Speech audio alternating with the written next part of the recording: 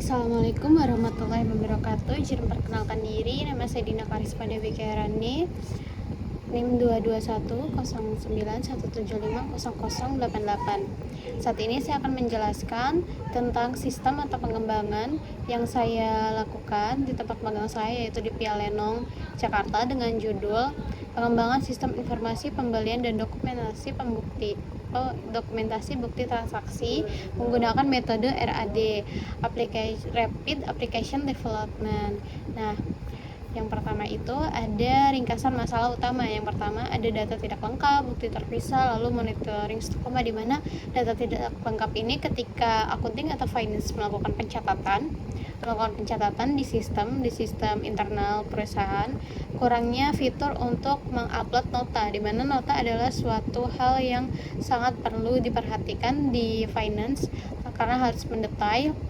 Nah, untuk notanya itu tidak bisa diupload secara digital atau arsip secara digital, di mana arsip yang saat ini dilakukan adalah secara manual yang menyimpan dokumen. Tetapi penyimpan dokumen itu tidak bisa bertahan lama, di mana terbatasnya ruang, lalu lapaknya dokumen, dan hilangnya data gitu, karena tidak bersifat digital atau masih bersifat manual. Lalu bukti yang terpisah, di mana nota pembelian disimpan fisik terpisah, menyulitkan verifikasi dan audit secara sistem gitu. Nah, monitoring stok, di mana stok tidak diperbaharui otomatis atau stok of name manual intensif. Nah, tujuan penelitian ini ada beberapa. Yang pertama itu merancang sistem pembelian yang mencatat kuantiti pada setiap transaksi, menyediakan fitur upload dan arsip nota pembelian digital terintegritas, mengintegritaskan pembelian dengan monitoring stok secara real time. Yang terakhir itu menerapkan RAD dan pengujian fungsionalitas dengan black box testing. Nah, ada lagi yang keempat, itu manfaat teoritis dan praktis. Yang pertama, manfaat teoritis itu menambah literatur RAD untuk sistem pembelian dan dokumentasi transaksi pada UMKM atau industri makanan. Nah, manfaat praktis itu meningkatkan akurasi pencatatan, mempercepat verifikasi dan memudahkan audit di Pia Lenong. Nah, untuk metode RAD ada 4, yaitu recruitment planning, user design, contraction, dan cut over. Lalu fitur utama sistem usulan yang pertama, mencatat pembelian lengkap, upload tampilan nota, monitoring stok real time, pencarian laporan, di mana ini sangat memudahkan untuk admin finance dan juga accounting dalam melakukan input atau pendataan. Lalu analisis PHS, temuan atau solusi, yaitu analisis mengidentifikasi masalah di semua dimensi: performance, information, economic, control, efficiency, service. Contohnya performance, data pembelian tak lengkap, solusi, fill quality, and upload nota wajib, di mana itu dapat diupload secara manual, secara sistem karena sudah diperbarui atau sistemnya sudah dikembangkan. Yang kedua itu ada kontrol, tidak ada audit trail, solusi, log transaksi atau role based access, di mana dari manajer maupun audit bisa mengakses sistem tersebut dan mengecek secara berkala. Lalu perancangan sistem teknis, yaitu UML dan database UML, UC cache, login, input, pembelian, include, upload, auto. Terus monitoring stok, laporan, activity diagram. Untuk alur utama yaitu pengujian, black box testing digunakan untuk verifikasi fungsional, input output tanpa melihat data. Lalu ada struktur database dan integrasi, yaitu entitas utama, user, supplier, barang, pembelian, detail pembelian, nota, dan transaksi. Relasi kunci itu ada one to many, supplier, pembelian, detail pembelian, one to one, pembelian, dan nota transaksi. File penting yaitu quantity, harga, satuan, subtotal, path, file, nota, tanggal, upload, stok, sekarang stok minimum. Kesimpulannya mengembangkan sistem berbasis web dengan RAD menjawab yaitu masalah melengkapi pencatatan kuantiti, digitalisasi nota, dan juga monitoring secara real time. Rekomendasi implementasi prototip segera, lakukan pelatihan penggunaan, lanjutkan pengujian black box, milu, dan rencana integritas. Nah, integritas dengan sistem SISNPL. Nah, sistem yang sudah saya buat yaitu pertama di sini kita memasukkan email atau memasukkan user.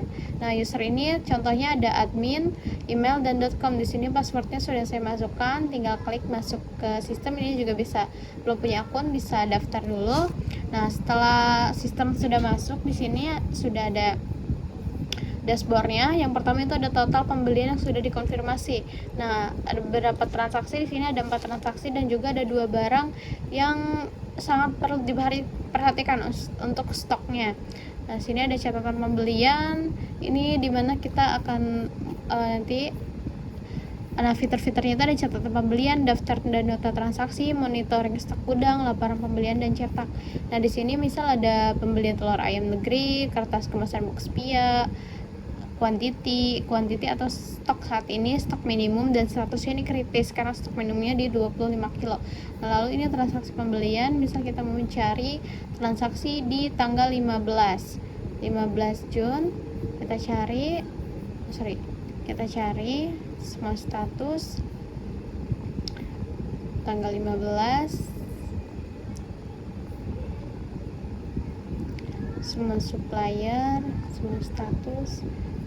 Nah, ini udah muncul di 20 Juni karena ini tanggal mulanya 15 Juni. Nah, di sini ada di 20 Juni tanggal mulainya. Lalu di sini ada catatan baru, di mana catatan ini menginput, misal contoh di tanggal 22 Juni supplier Sembako Jaya pembelian telur. Sudah pembelian telur ini, pilih file nota yang ingin diupload. Saya sebelumnya sudah contohnya nota. Nota ini, pilih barangnya. Tadi kita pembelian telur, jumlahnya berapa kilo, saya akan masukkan di 1 kilo. Di 1 kilo, harganya di 15.000. Oke, sudah masuk di sini. Lalu simpan drive. Nah, ini di sini ada pemberitahuan bahwa transaksi sudah di save. Nah, di sini tadi tanggal 22 Juni ini beli telur ayam negeri harganya ini. Nah, rincian ini bisa diekspor menjadi Excel, lalu ada cetak PDF rekap. Dimana di sini kita bisa buka.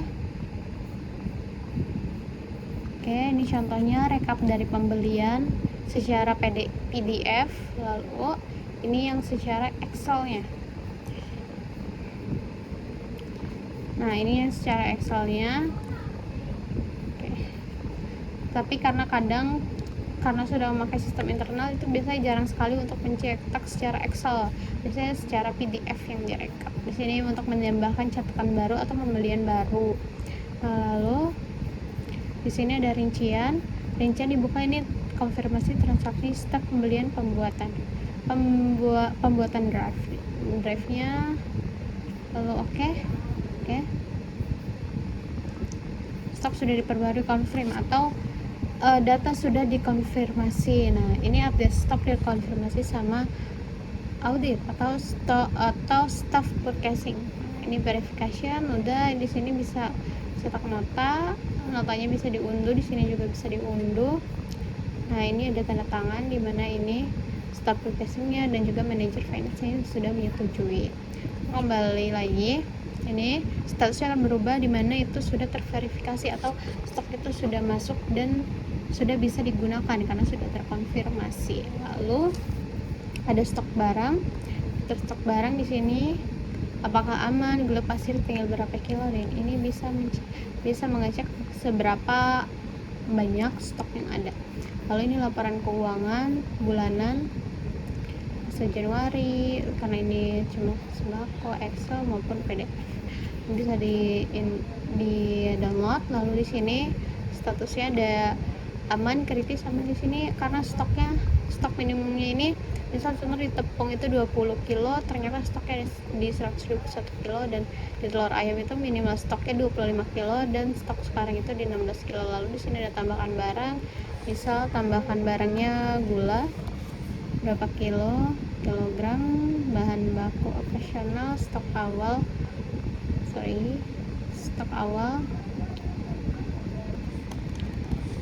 satu 10 kilo, stok minimumnya 30 kilo. Oke, nah di sini ada nih, ini kritis, ini nambahkan barang, dimana barang atau kategorinya yang sudah diinput di sini sudah dimasukkan. Lalu di sini master supplier, yaitu suppliernya ada apa saja. Nih contoh suppliernya berkah. Nah ini kontaknya sekian, alamat lengkapnya di Jalan Raya. Oke, simpan. Nah di sini bakal save gitu ya, bahwa suppliernya ada. Di sini ada pengelola pengguna, ini bisa ditambahkan penggunanya, sama itu pembeliannya namanya siapa gitu. Misal contoh namanya Citra, alamat emailnya Cit. Nah di sini dia sebagai manajer finance, contoh. Ini pakai email, lupa pakai email Cit mail.com. Nah, kita simpan. Nah, ini akan tersimpan ya Citra ini. Lalu ini ada move, enggak sih. Ini pengeditannya. Nah, itu fitur-fitur yang sudah saat ini saya buat atau saya kembangkan secara mandiri. Sekian presentasi dari saya, kurang lebihnya mohon maaf. Assalamualaikum warahmatullahi wabarakatuh.